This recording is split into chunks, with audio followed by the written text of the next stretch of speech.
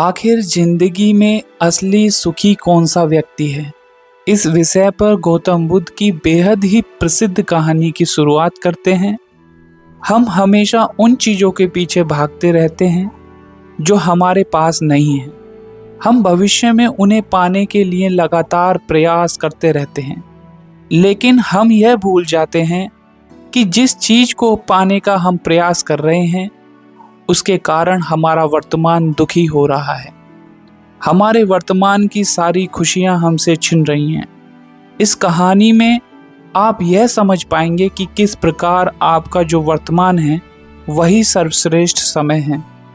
इस समय को आपको भरपूर ढंग से जीना चाहिए, क्योंकि यह समय जो आज आपके पास है वह दोबारा नहीं लौटने वाला। बहुत समय पहले की बात है। एक नगर में एक बहुत ही गरीब व्यक्ति रहता था। वह जब भी किसी धनी व्यक्ति को देखता तो वह मन ही मन बोलने लगता और कहता, हे भगवान, तूने मुझे इतना गरीब क्यों बनाया? इन अमीर व्यक्तियों को तो देखो, यह लोग कैसे ढंग से खेल रहे हैं, जीवन का आनंद ले रहे हैं, और एक मैं हूँ जो हर रोज एक एक पैसे के लिए तरस जाता हूँ। मेरे पास तो फूटी कौड़ी तक नहीं है और यह लोग पैसे बर्बाद कर रहे हैं। भगवान, मुझे भी अमीर बना दे। एक दिन वह व्यक्ति इसी तरह बोल रहा था। तभी उसके पास से एक बौद्ध भिक्षु गुजर रहे थे। उन भिक्षु ने उस गरीब व्यक्ति की सारी बातें सुन ली और तभी वह बौद्ध भिक्षु उस व्यक्ति से कहते हैं, क्या बात है, तुम इतने परेशान क्यों हो? तुम इतने दुखी क्यों लग रहे हो? क्या कोई तकलीफ है तुम्हें? तभी वह व्यक्ति कहता है, हे गुरुदेव, मैं बहुत दुखी हूँ, मैं बहुत गरीब हूँ। मेरे पास तो खाने तक के लिए पैसे नहीं बचते। मैं एक एक पैसे के लिए तरस जाता हूँ। इस दुनिया में मेरा कोई नहीं है।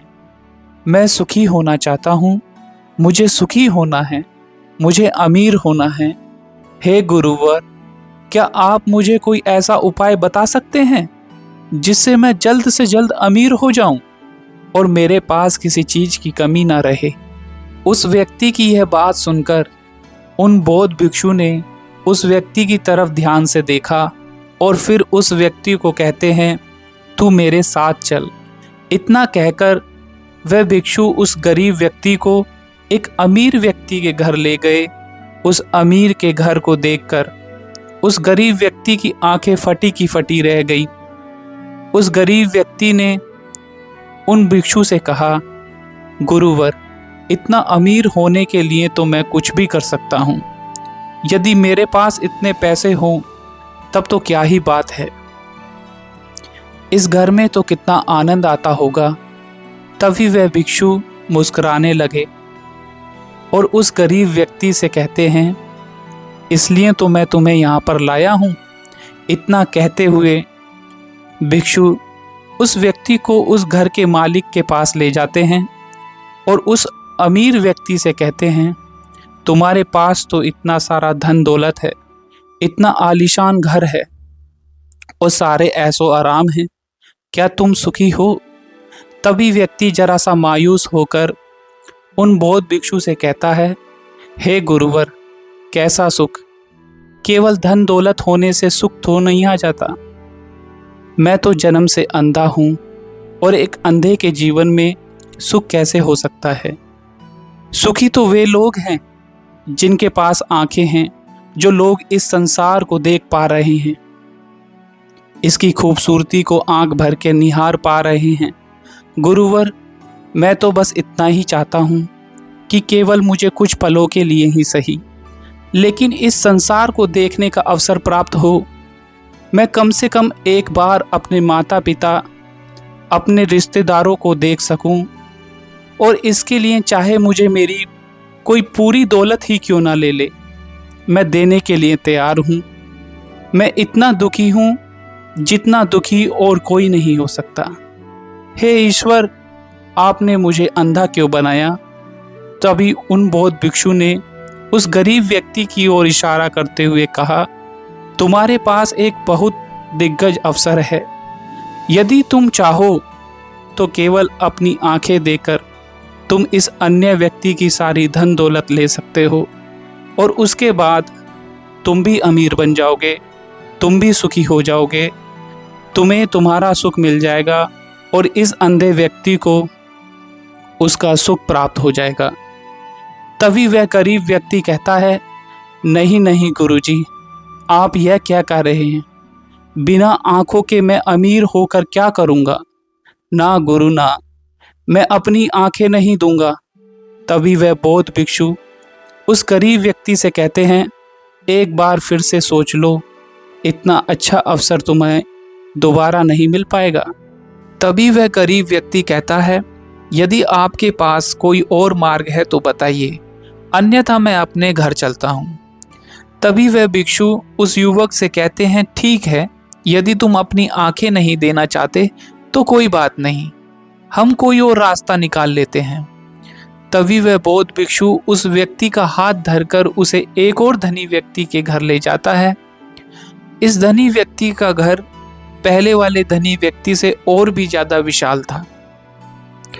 यह देखकर वह गरीब व्यक्ति कहता है, अरे इतना आलीशान घर मैंने आज तक नहीं देखा था। तभी वह बौद्ध भिक्षु उस गरीब व्यक्ति को उस धनी व्यक्ति के पास ले जाते हैं और उस धनी व्यक्ति से कहते हैं, आप तो बहुत सुखी होंगे, आपके पास इतना आलीशान घर है, इतनी धन दौलत है, सारे ऐशो आराम है, आपको तो किसी चीज की कोई कमी नहीं, आप अवश्य ही बहुत सुखी होंगे।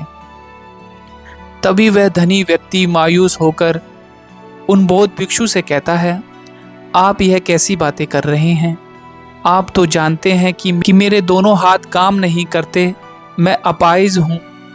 यह जो इतनी धन दौलत आप देख रहे हैं, इन्हें देकर भी मैं अपने हाथ वापस नहीं ला सकता। तो ऐसे में यह धन दौलत मेरे किस काम की? इससे तो अच्छा होता कि ईश्वर ने भला ही मुझे गरीब बनाया होता, लेकिन कम से कम मेरे दोनों हाथ मुझे सही दे देता। न जाने भगवान ने मुझे क्यों अपाहिज बना दिया। जितना दुखी मैं हूं उतना दुखी और कोई नहीं होगा। तभी एक बार फिर उन बौद्ध भिक्षु ने उस गरीब व्यक्ति की ओर इशारा करते हुए कहा, तुम्हारे पास एक और मौका है, यदि तुम चाहो अपने दोनों हाथ देकर इस अमीर व्यक्ति की सारी धन दौलत ले सकते हो। क्या कहते हो? क्या तुम तैयार हो? और अब की बार तो तुम्हें आंखें भी नहीं देनी होंगी, तुम्हारी आंखें तुम्हारे साथ ही रहेंगी। तभी वह गरीब व्यक्ति उन बौद्ध भिक्षु से कहता है, अरे महाराज, आप यह क्या कह रहे हैं? एक अपाहिज होकर मैं इस धन दौलत का क्या करूंगा? क्या आपके पास कोई ऐसा अमीर व्यक्ति नहीं है जिसका पूरा शरीर भी स्वस्थ हो और उसके पास बेशुमार धन दौलत भी हो? तभी वह बौद्ध भिक्षु उस व्यक्ति का हाथ धरकर उसे तीसरे अमीर व्यक्ति के पास ले जाते हैं। उस अमीर व्यक्ति के पास उसका अपना महल था। यह देखकर वह गरीब व्यक्ति उन बौद्ध भिक्षु से कहता है, हे गुरुवर, यह तो अवश्य ही बहुत सुखी होगा। इसके पास तो इतना आलीशान महल है, इसके पास तो इतनी सारी धन दौलत है, यह अवश्य ही बहुत सुखी रहता होगा, इनका जीवन तो आनंद में होगा। तभी वह बौद्ध भिक्षु उस गरीब व्यक्ति को उस धनी व्यक्ति के पास ले जाते हैं और फिर उस धनी व्यक्ति से कहते हैं, आप तो अवश्य ही खुश रहते होंगे क्योंकि आपके पास इतना आलीशान महल है, इतनी सारी धन दौलत है, आपके पास तो सारी सुख सुविधाएं भी हैं, आपका जीवन तो आनंद में बीतता होगा। इसके जवाब में वह अमीर व्यक्ति कहता है, हे गुरुवर, कैसा आनंद, मुझ जैसा दुखी इस दुनिया में और कोई नहीं होगा। मैं आज बहुत दर्द में हूँ, मेरी पत्नी ने मुझे धोखा दे दिया है, वह किसी और से प्रेम करती है जो मुझसे भी अमीर है। आज मुझे समझ आया है कि यह धन दौलत कभी किसी को सुख दुख नहीं दे सकती। जब मन में दुख हो तो यह धन दौलत किस काम की? मुझसे सुखी तो वह गरीब इंसान होगा जिसकी पत्नी कम से कम उसके साथ तो है, वह उसके साथ वफादार तो है। आज मैंने तय कर लिया है कि मैं अपनी पत्नी और उसके प्रेमी की हत्या कर दूंगा। यह सुनकर वह भिक्षु उस अमीर व्यक्ति से कहते हैं, इससे पहले कि तुम ऐसा कदम उठाओ, कम से कम मुझे भोजन तो करवा दो और भोजन की व्यवस्था करो, और साथ में कुछ कांच के टुकड़े भी ले आना। वह धनी व्यक्ति सभी साधु संतों का बहुत आदर करता था, इसलिए वह उन बौद्ध भिक्षु की बात मान जाता है। लेकिन वह यह नहीं समझ पाता है कि आखिर उन बौद्ध भिक्षु ने खाने के साथ कांच के टुकड़े क्यों मंगवाए हैं। लेकिन जैसा कि उन बौद्ध भिक्षु ने कहा था, वह अमीर व्यक्ति उसी प्रकार खाने की व्यवस्था कर देता है। वह भोजन के साथ कुछ कांच के टुकड़े लेकर उन बौद्ध भिक्षु के पास पहुंचता है। तभी वह बौद्ध भिक्षु, वह गरीब व्यक्ति और वह धनी व्यक्ति तीनों एक साथ भोजन करने बैठते हैं।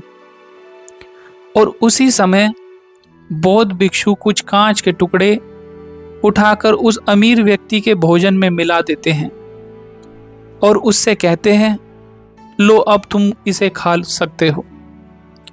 वह अमीर व्यक्ति अचंभित हो गया और उन बौद्ध भिक्षु से कहता है, हे गुरुवर, आप यह क्या कर रहे हैं? इस खाने में तो कांच के टुकड़े आपने मिलाए हैं। इस भोजन को मैं कैसे खा सकता हूँ? यदि यह भोजन मैं करूँगा तो इससे मुझे बहुत तकलीफ होगी और हो सकता है कि मेरी मृत्यु भी हो जाए। तभी वह भिक्षु मुस्कुराने लगे और उस अमीर व्यक्ति से कहते हैं, तुम्हें यह बात तो समझ में आ गई, लेकिन तुम्हें यह बात नहीं समझ में आती कि अगर इस भोजन को खाना है तो इस भोजन से कांच के टुकड़ों को तुम्हें निकालकर अलग करना ही होगा, तभी यह भोजन तुम्हें खाने योग्य बनेगा। तभी यह भोजन तुम्हें कोई तकलीफ नहीं देने वाला, बल्कि तुम्हें सुख ही प्रदान करेगा। इस पर वह अमीर व्यक्ति अचरज में उन बौद्ध भिक्षु से कहता है, हे गुरुवर, आखिर आप क्या कहना चाहते हैं? तभी वह बौद्ध भिक्षु उस अमीर व्यक्ति से कहते हैं, ऐसे लोग जो कांच के टुकड़ों के समान हैं, यदि तुम उनके साथ चिपके रहोगे तो तुम्हें दर्द ही अवश्य मिलेगा। जिस प्रकार ये कांच का टुकड़ा मिला हुआ भोजन तुम्हें दर्द प्रदान करेगा, इसलिए इसका समाधान तो यही है कि तुम इन कांच के टुकड़ों को भोजन से अलग कर दो और जो है उस पर ध्यान दो, अर्थात कि तुम उन लोगों को भूल जाओ जो तुम्हारे जीवन में नहीं हैं और उन लोगों पर ध्यान दो जो इस समय तुम्हारे साथ हैं। जैसे कि तुम्हारी पुत्री, वह भी तो तुम्हारे प्यार की भूखी है। क्या तुम्हारा यह कर्तव्य नहीं है कि तुम उसका ख्याल रखो, उसकी परवरिश करो? आगे भिक्षु उस अमीर व्यक्ति से कहते हैं, सुख तो तुम्हारे पास ही है, बस इन कांच के टुकड़ों को अर्थात अपनी पत्नी और उसके प्रेमी की हत्या करने का यह विचार अपने मन से निकाल दो, अन्यथा यह कांच के टुकड़ों के से मिला हुआ भोजन के समान ही होगा और इसका परिणाम भी बहुत भयानक होगा। वह भिक्षु इतना कहकर शांत हो गए और उस अमीर व्यक्ति को उन भिक्षु की बात समझ में आ गई। उन्होंने तुरंत ही उन बौद्ध भिक्षु के चरण छुए और वह अमीर व्यक्ति कहने लगा, गुरुवर, आपने मुझे पाप करने से बचा लिया, मैं आपका बहुत बहुत आभारी हूँ। उसके बाद वह भिक्षु उस गरीब व्यक्ति को लेकर आगे की ओर निकल जाता है। तभी रास्ते में वह गरीब व्यक्ति उन भिक्षु से कहता है, हे गुरुवर, क्या इस दुनिया में ऐसा कोई नहीं है जो सुखी हो? तभी वह भिक्षु उस गरीब व्यक्ति से कहते हैं, आखिर तुम सुखी क्यों नहीं हो? इस पर वह गरीब व्यक्ति कुछ देर के लिए सोच विचार करता है, लेकिन उसके पास कोई जवाब नहीं होता। तभी वह भिक्षु उस गरीब व्यक्ति से कहते हैं, क्योंकि तुम्हें वह चाहिए जो तुम्हारे पास नहीं है। तुम्हारे पास धन नहीं है और तुम्हें धन चाहिए। तुम अमीर होना चाहते हो। तुम्हें लगता है कि वह तुम्हें सुख देगा, लेकिन तुम इस वास्तविकता को भी भूल रहे हो कि बाद में तुम्हें दुख भी वही देगा। जैसे कि जब हम पहले एक अमीर व्यक्ति के पास पहुंचे थे तो उसके पास आंखें नहीं थी, उसके पास जो नहीं था वह उसके लिए बिलख रहा था, जबकि उसके पास तो बेशुमार धन दौलत थी और उसका पूरा शरीर भी पूरी तरह से स्वस्थ था, लेकिन उसका ध्यान उस पर नहीं था। वह उसे छोड़कर उन चीज़ों के पीछे भाग रहा था जो उसके पास नहीं थी। इसी तरह से दूसरे अमीर व्यक्ति के पास आंखें थी, धन दौलत भी थी, लेकिन हाथ नहीं थे। इसी प्रकार जो चीज उसके पास थी वह उसका आनंद नहीं ले रहा था, बल्कि वह तो इस दुख में था कि उसके पास उसके हाथ नहीं हैं। और ठीक इसी प्रकार से तीसरा अमीर व्यक्ति भी दुखी था, क्योंकि उसके पास तो धन दौलत भी थी, ऐशो आराम भी था और उसके पास तो उसका पूरा शरीर भी था। वह पूरी तरह से स्वस्थ और तंदुरुस्त भी था, लेकिन फिर भी वह दर्द में था, क्योंकि उसे उसकी पत्नी ने धोखा दे दिया था, जो उसकी कभी हो ही नहीं सकती थी। जो स्त्री केवल धन के लिए किसी और के साथ भाग जाए, क्या वह उसका साथ कभी दे सकती थी? नहीं। लेकिन उस अमीर व्यक्ति के पास जो था, अर्थात उसकी पुत्री, वह उसके बारे में सोच ही नहीं रहा था। आगे वह भिक्षु उस गरीब व्यक्ति से कहते हैं, अमीर गरीब होने से दुख और सुख का कोई मतलब नहीं होता। अमीर हो या गरीब, हमारे दुखी होने का एकमात्र कारण यही है कि हम हमेशा उन चीज़ों के पीछे भागते रहते हैं जो हमारे पास है ही नहीं, और जो वर्तमान में हमारे पास है हम उस पर ध्यान ही नहीं देते और ना ही उसका आनंद ले पाते हैं। हम तो केवल भविष्य में घूमते रहते हैं, भूतकाल में अटके रह जाते हैं, और यह सारी गलतियां हम वर्तमान की जमीन पर करते हैं। और यही कारण है कि तुम कभी आनंदित हो ही नहीं पाते, तुम कभी खुश नहीं रह पाते, क्योंकि जो आनंद का समय है अर्थात वर्तमान का समय, वह तो यूं ही नष्ट हो जाता है। तभी आगे वह भिक्षु उस गरीब व्यक्ति की ओर इशारा करते हुए कहते हैं, तुम मुझे यह बताओ, क्या तुम्हारे पास उन तीनों अमीर व्यक्तियों के दुखों में से कोई एक भी दुख है? तभी वह गरीब व्यक्ति सोच विचार कर उन भिक्षु से कहता है, नहीं, मेरे पास उन अमीर व्यक्तियों के दुखों में से कोई भी दुख नहीं है। इस पर भिक्षु उस गरीब व्यक्ति से कहते हैं, तो फिर तुम दुखी क्यों हो? इसका जवाब देते हुए वह गरीब व्यक्ति उन भिक्षु से कहता है, हे गुरु, भले ही मैं उनके मुकाबले सुखी हूँ, पर क्या धन कमाना या धन प्राप्त करने की इच्छा नहीं होनी चाहिए? क्या मुझे अपने वर्तमान को इसी तरह से स्वीकार कर लेना चाहिए? क्या मुझे हमेशा इसी तरह से गरीब रहना चाहिए? तभी भिक्षु दिल से मुस्कुराते हुए उस गरीब व्यक्ति से कहते हैं, वर्तमान में वर्तमान क्षण का आनंद लो, वर्तमान में ही ऐसे कर्म करो जिससे तुम्हारा भविष्य सुधर सके, लेकिन ऐसे चीजों के पीछे व्यर्थ समय ना गवाओ जो तुम्हारे पास आज नहीं है।